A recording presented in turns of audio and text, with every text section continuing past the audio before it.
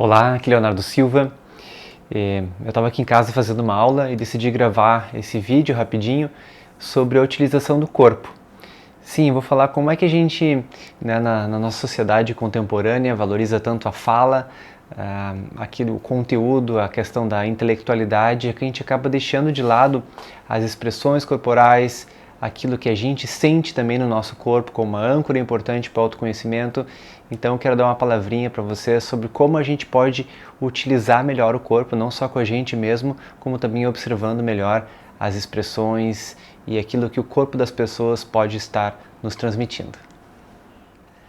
Enquanto eu fazia uma especialização chamada de experiência somática para trabalhar traumas com as pessoas no consultório, eu aprendi muito sobre microexpressões que o nosso corpo traz quando a gente está, por exemplo, incomodado, quando tem alguma coisa que nos traz um sentimento de estresse, ou quando a gente lembra, por exemplo, de um trauma que aconteceu no passado, ou simplesmente quando a gente está na presença de uma pessoa que a gente não gosta.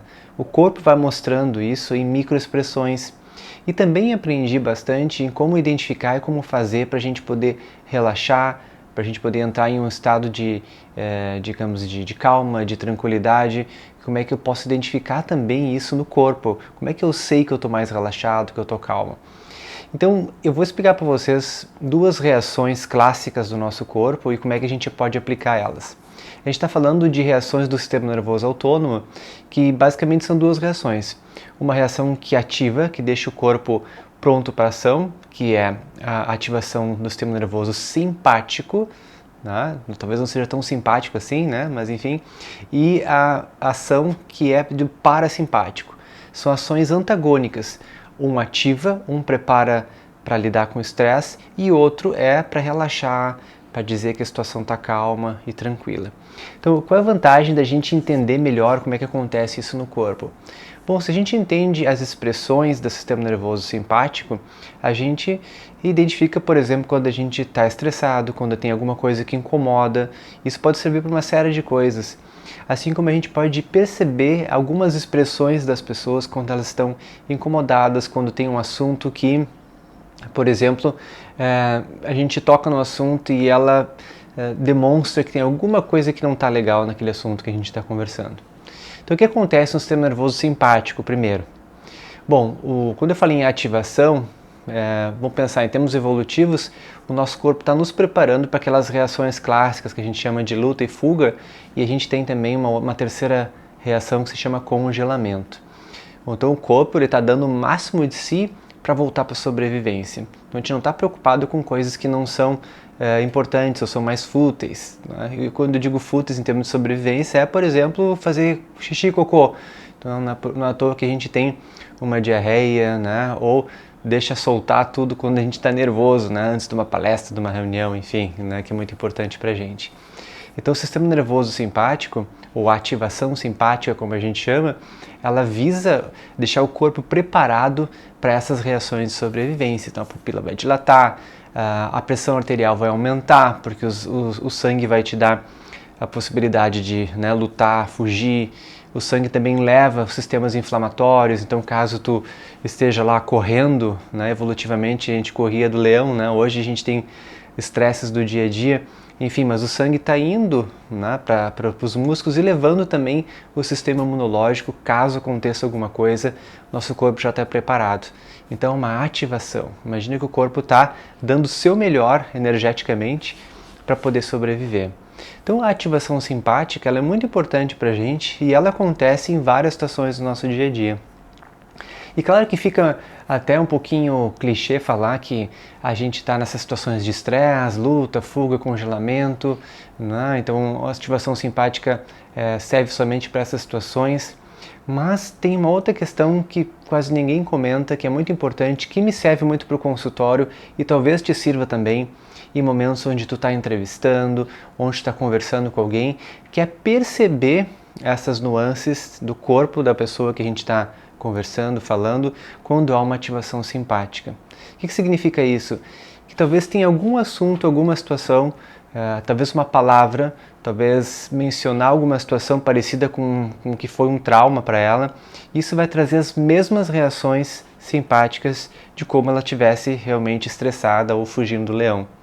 Isso é bastante útil, no meu caso no consultório, porque às vezes a gente está falando de um assunto específico e, claro, eu tenho treinamento para isso, de observar o corpo das pessoas, e a pessoa desvia um olhar ou aperta com bastante força o sofá, né? Então há uma atividade muscular exatamente quando ela está falando aquele assunto. Então isso é um indicativo para mim. Opa, talvez tenha alguma coisa aqui desse assunto que está mexendo com ela. Bom, ela está desviando o olhar, né? Ou eu sinto que a cor da pele muda, está mais ruborizada ou mais pálida. Enfim, tem tantas situações de ativação simpática, mas que no caso aqui a gente vai ter que contextualizar. Então, no caso, no consultório, eu pergunto, o que é isso? O que está acontecendo com o corpo? O que tu está percebendo? Tem alguma coisa nesse assunto que te mexe particularmente? Eu estou vendo, e eu faço um espelhamento, né? Estou vendo que tem alguma coisa acontecendo aí. Percebe essa diferença? E às vezes a pessoa não percebe.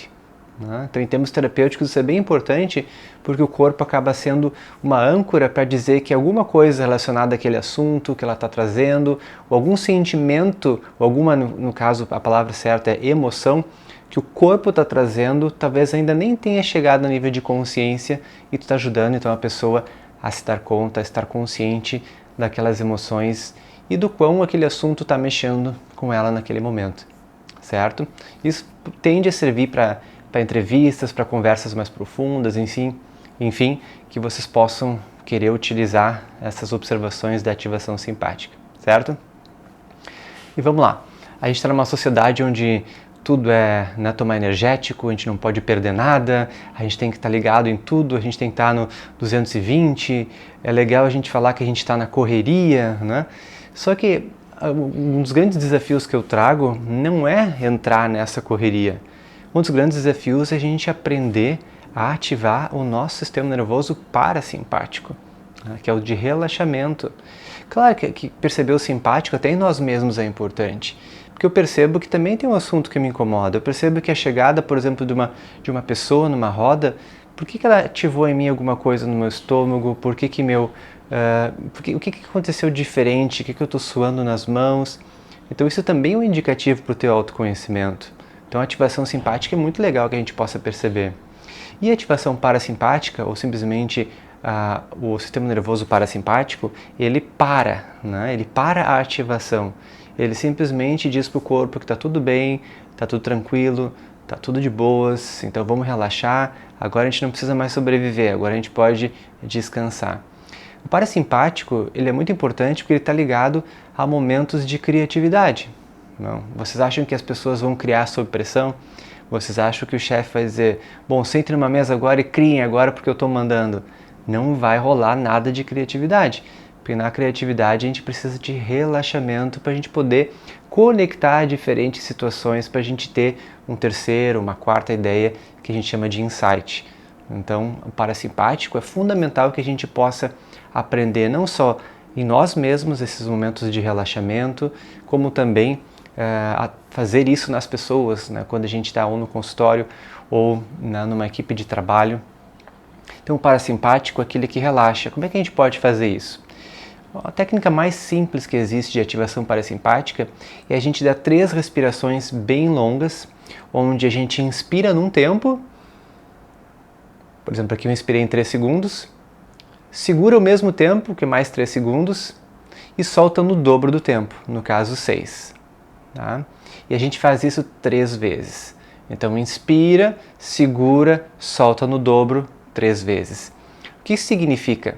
A respiração, que é a única função do corpo que é voluntária e involuntária, quando eu controlo a respiração, eu também tenho a capacidade de ativar as fibras do parasimpático. É como se eu dissesse para o corpo, tá tudo bem, né? Eu estou agora sob controle da situação. Que é bem diferente lá da ativação simpática, onde eu não estou sob controle, eu estou alerta, eu estou pronto para sobreviver, para fugir, para lutar ou para congelar. Aqui não, aqui a situação está muito boa e eu estou induzindo isso no meu corpo também. Então esse é um exercício dos mais simples que a gente pode fazer. Claro, tem exercícios também de visualização que eu gosto bastante, que a gente sentar para relaxar, pode ser com música ou sem música, iniciando pela respiração também. Comece a imaginar, por exemplo, um local que é muito relaxante para ti, que na experiência somática a gente chama de recurso, que vocês podem chamar também. Quando eu estou estressado, um dos meus recursos é imaginar aquele local que eu gosto. Então pode ser que seja lá na cachoeira, pode ser que seja na beira da praia, pode ser que seja no teu sofá, como aconteceu com uma cliente minha, que com certeza vai assistir esse vídeo, um sofá da casa com um cobertorzinho verde, por exemplo, que é ali o seu cantinho, que é ali que ela se sente confortável, que ela passa boas horas, né, de tranquilidade. Então ela imagina que está naquele sofá com aquele cobertor verdinho e tenta imaginar a maior riqueza de detalhes possível. O cheirinho do cobertor, o ângulo do sofá, né? Se tu está lá na natureza, ouve bem sei lá, o barulhinho dos insetos, sente o calor do sol e fica por um tempo naquela situação. O teu cérebro não vai saber a diferença, né? É como se há quase 100% de correspondência, como se a pessoa realmente estivesse lá naquele momento. Então aquela serotonina, aqueles hormônios todos, aqueles neurotransmissores que são lançados como se a gente estivesse lá, vai acontecer a mesma coisa naquela imaginação. Então a imaginação é muito poderosa nesse sentido. Então vocês aprenderam a fazer isso em vocês podem fazer isso em grupo. Tem várias técnicas de escaneamento corporal, o próprio mindfulness, que tem várias práticas para a gente ativar o parasimpático. No parasimpático é que as coisas mais profundas acontecem. As mudanças mais profundas não vão acontecer quando a gente está lutando para a sobrevivência. No parasimpático, a gente tem a possibilidade de ajudar as pessoas a reconhecerem seus sentimentos, a entender o que acontece com elas. Se a gente quer em termos de performance, ok, o parasimpático também entrega isso em termos de criatividade, de conexão com seus sentimentos. Isso tende a aumentar a inteligência emocional e o manejo das situações. Isso significa também que a gente pode fazer treinamentos de assertividade na comunicação, como eu já comentei em alguns dos vídeos. Isso tudo se a gente conseguir, né, ativar ou trabalhar no nosso corpo para ter uma ativação parasimpática. Certo? Claro que a questão do corpo é muito mais complexa que isso, tem ligação com diferentes hormônios, com partes do cérebro, dependendo do trauma, tem várias formas de trabalhar. Então é um assunto muito complexo, mas eu queria nesse vídeo muito mais chamar a atenção para a necessidade ou para, pelo menos, possibilidade da gente dar mais valor para o corpo, para a gente não só observar melhor o corpo e poder ter ações para, digamos, manipular um pouquinho com aquilo que a gente pode fazer, que é uma ferramenta muito importante. Assim como a gente escolhe o que a gente vai falar, assim como a gente, né, usa o nosso intelecto para dizer uma coisa ou outra, a gente também usa o nosso corpo, ou alongando, ou fazendo uma meditação, um relaxamento, percebendo talvez uma ativação simpática quando algo nos incomoda. Então era muito mais no sentido da gente poder voltar o nosso olhar para algo que, na nossa sociedade contemporânea, está um pouquinho esquecido, né, em detrimento da intelectualidade, né, e da produção da fala, de tudo aquilo que encanta muito e às vezes deixa a espontaneidade do corpo de lado. Espero que tenham gostado do vídeo, que tenha feito sentido para vocês. Se acharam interessante, lembra de fazer algum comentário ou de, enfim, se inscrever no canal, dar um like, enfim. Certo? Até uma próxima.